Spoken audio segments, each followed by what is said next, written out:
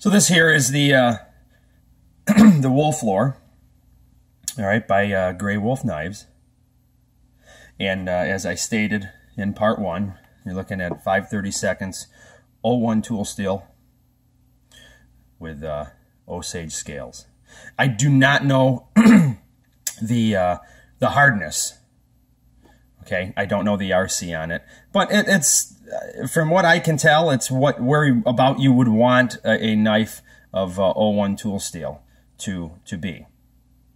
As I stated before, I sort of soften the edges. This is a thick knife. Okay, this is a thick knife. Here's the sheath that I had said I had made. And this is all hand stitched, you know. I mean, I don't even have a drill press or anything, but it's some pretty heavy duty leather, all right? And it's just painted up real quick with some chocolate brown dye. Knife fits in there actually pretty nice. Now, a lot of times in the wintertime, I will take this knife and I'll put it into a different sheath, because this sheath here tends to be a little well, for net carry, it's a bit bulky. But the sheath that is not bulky for net carry is this right here, and some of you may recognize that. That's the sheath for the Spyderco Bushcraft, and it fits perfect in there. There is a plastic insert inside there, which some people don't like. I happen to like it. It's not a big deal.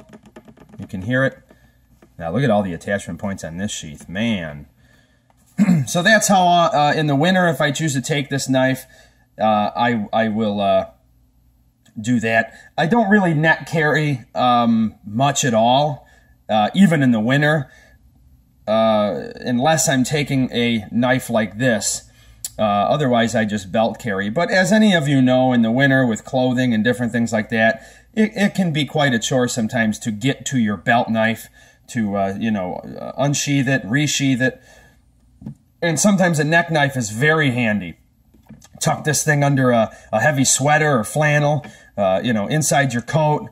When you get to camp and you're going to do whatever chores you need to do, you can make this readily accessible for you, you know, so you can, you know, in and out of the sheath and not have to deal with, you know, pulling coats and everything out of the way, you know, if you were to belt carry it. So the whole, you know, geometry determines the functionality of heat treatment in steel. We can see we have 5/32. Okay, and I'll compare it to a very popular and, in my opinion, a very, very good quality production, you know, full tang Scandi knife, the Spyderco Bushcraft. Okay, Spyderco Bushcraft is 9/64. You can see it is thinner. All right. Now, one of the things also is, let's take a look here, and as you can probably see, not only is the Spyderco Bushcraft thinner than this Woodlore, but the grind is slightly higher. Now, you're still not going to, you know, blaze through carrots, you know, like you've got a Japanese chef's knife, obviously. But it does work much better on certain other things. As I had said, this knife, because of its thickness, it does impede in a lot of cutting, you know, especially in like stiff media where you're getting, you know, deeper than the height of this grind. This, you know, in shallow cuts in wood, is even noticeable. Okay, you feel even more drag than this. And I'm just talking just in feather sticking and shaving wood. You're going to feel more drag and more resistance because it's a thicker knife with a lower grind. That's the physics. That you cannot change. That is a fact. You can try to perceive it differently, but it is what it is. Okay? This here, down the road, I'll probably end up doing a review on this knife. This is a really, really great knife. Very, very comfortable in the hand. Matter of fact, I have two of these. one I gave to my father. Heavy duty, heavy duty. This will do it all too. You're not going to be breaking this here. You know, as I said, you're looking at things maybe a little bit more as part of a kit mentality. If you're not doing a lot of woodwork and those types of things, this knife might not be for you.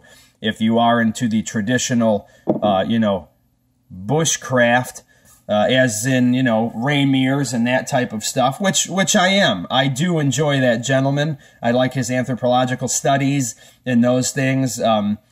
His series are great. His videos are great. And this knife has obviously worked for him. He has stuck with this, you know. So, you know, you look at it in the hands of a guy like him, and this guy can do, you know, netting needles and, you know, beautiful, you know, fish hooks and, oh, geez, a myriad of other intricate woodworking. And he can do that all with this knife. And so, you know, this should not be what is holding you back from being good at bushcraft. Okay, so look at it like that too. It's not a hardware problem, it's a software problem. Because one guy can take this and he can do things with this knife that, you know, will leave your jaw dropped.